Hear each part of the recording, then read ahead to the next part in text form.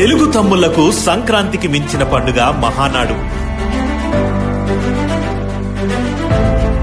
ఇది కేవలం తెలుగుదేశం పండుగ కాదు, తెలుగువారి పండుగ.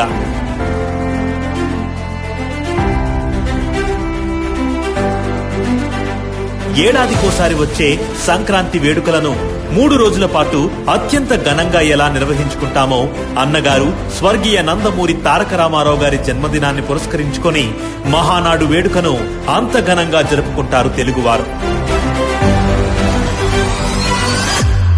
1983 ఎన్నికల్లో తెలుగుదేశం పార్టీ ఘన విజయం సాధించిన తర్వాత మే 26, 27, 28 తేదీల్లో గుంటూరులో తొలిసారిగా మహానాడు వేడుకను నిర్వహించారు. ఈ వేడుకలకు బాబు జగజీవన్ రామ్, ఎంజీ రామచంద్రన్, ఫరూక్ అబ్దుల్లా, ఎల్కే అద్వానీ, అటల్ బిహారీ వాజ్పేయి, మేనకా గాంధీ లాంటి